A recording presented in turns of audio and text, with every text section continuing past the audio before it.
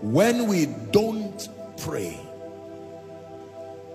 we are not only robbed of this, but there are things that happen when we don't pray.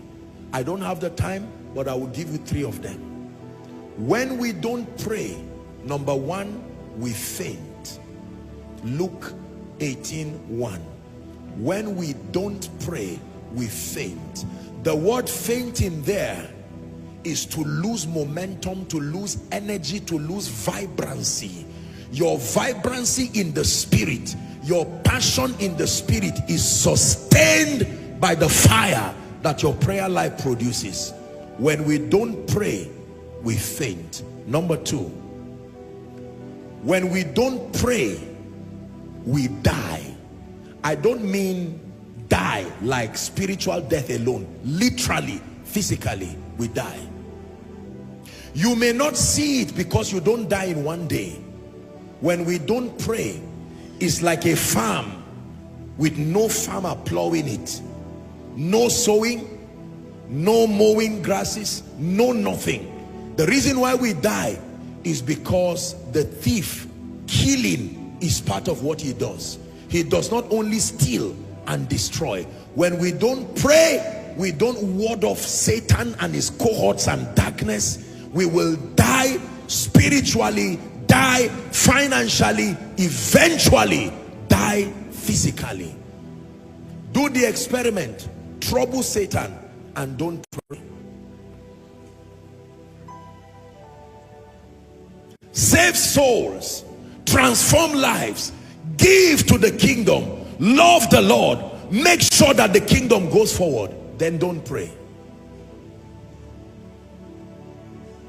It's not only God that knows us, the thief too knows you. If he has not come, it's because he's on his way, or you have learned how to restrain him.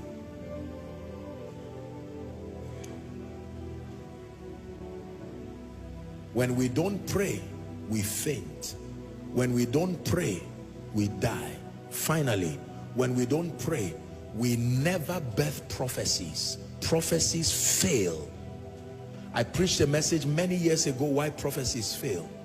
I gave one reason that time, but I found more reasons now with time. The reason I gave that time was the weakness, the humanity of man, and that is true.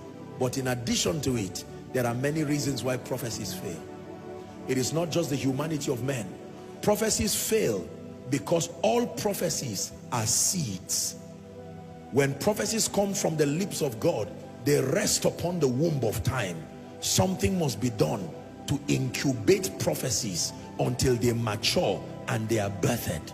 Are we together now? You nurture prophecy by prayer, you birth prophecy by prayer.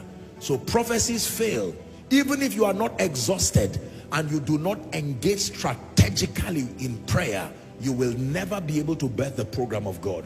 If for any reason God ever told you anything you are sure of and it never came to pass, I can tell you, in diagnosing that condition spiritually, most likely it was because you did not stay with God, agreeing in the place of prayer to incubate that prophetic word to maturity, to fruition, and then birthing it in the place of prayer.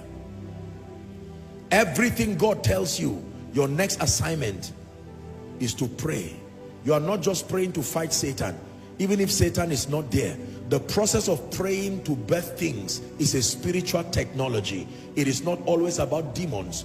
When a baby is in the womb of her mother, it's not about demons. It is the process of growth. You nurture it in the place of prayer. And when it is the 9th month in the spirit, you push through prayer. As soon as Zion travails, she shall put forth a son. A son can mean a vision.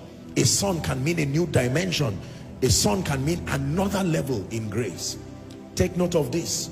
When we do not pray, we faint. When we do not pray, we die. By every definition of death, we lose life financially, relationally, health-wise, until we finally die, because we give the thief access to carry out his ministry in our lives. And finally, when we do not pray, we abort prophecy. We do not stay with God to nurture and to birth prophecy, to give it physical expression. It is for this reason, ladies and gentlemen, that he spake a parable to the end that koinonia, to the end that Joshua Selman, to the end that you and your family, you and everyone around you, that they pray and not to faint.